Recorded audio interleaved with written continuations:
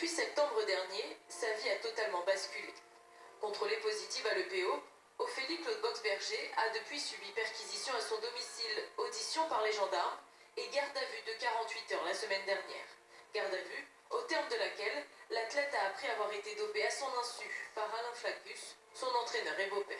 Lors de la confrontation, il est tombé en pleurs en m'avouant qu'il était toujours amoureux de moi, qu'il avait des sentiments pour moi et que quand il a appris en mars ma relation avec Jean-Michel Serra, ça l'a mis dans une furie pas possible et tout était remonté et qu'ensuite il avait prémédité cet acte pour qu'en gros Jean-Michel Serra soit accusé. C'est pour ça que j'ai été dans un tel état de choc. Alain Flaccus est le premier entraîneur d'Ophélie Claude Boxberger lorsqu'elle décide de se lancer dans l'athlétisme enfant. L'homme devient alors par la suite le compagnon de sa mère. En 2002, la jeune femme a 14 ans quand ce beau-père commet l'irréparable. Il a commencé des attouchements sexuels sur moi en 2002. Ça a duré 4 ans. 4 ans avant que j'ose parler de ce qui se passait et que je puisse briser le silence. Et lui a fait des aveux déjà à l'époque. Ophélie Claude Boxberger porte plainte, mais la retire finalement pour sa mère. L'athlète coupe tout lien avec sa famille pendant plus de 10 ans.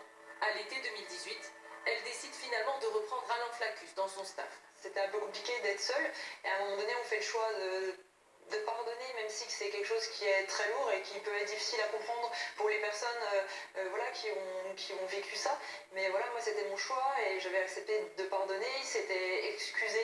C'est vrai que le rôle d'assistant athlétique, c'est-à-dire de m'accompagner sur certains footings, de m'accompagner sur des sorties longues ou même voir des séances en stade où il m'aidait en vélo, c'était en quelque sorte un moyen de le réintégrer dans ma vie plutôt professionnelle sans pour autant le remettre dans ma vie intime. C'est dans ce rôle d'assistant athlétique qu'Alain Flaccus aurait de nouveau trompé la confiance d'Ophélie Claude Boxberger.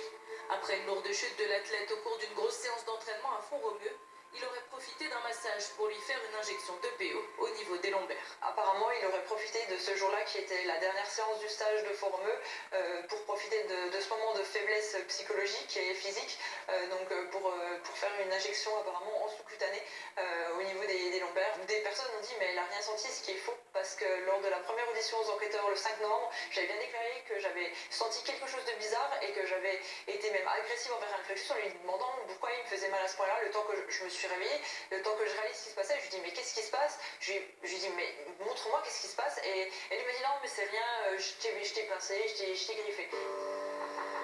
Depuis ce contrôle positif et les révélations de son passé douloureux, Ophélie Claude Boxberger, affaiblie, tente de refaire surface. Tokyo en 2020, elle y croit encore. Il faudra d'abord en finir avec cette affaire en commençant par réaliser l'échantillon B de son contrôle. Elle est pour le moment trop faible pour le faire, mais après avoir raté les Jeux Olympiques de Rio de peu, l'athlète de Montbéliard rêve d'aller au Japon pour marcher sur les traces de son père, Jackie Boxberger, 4 fois présent au JO.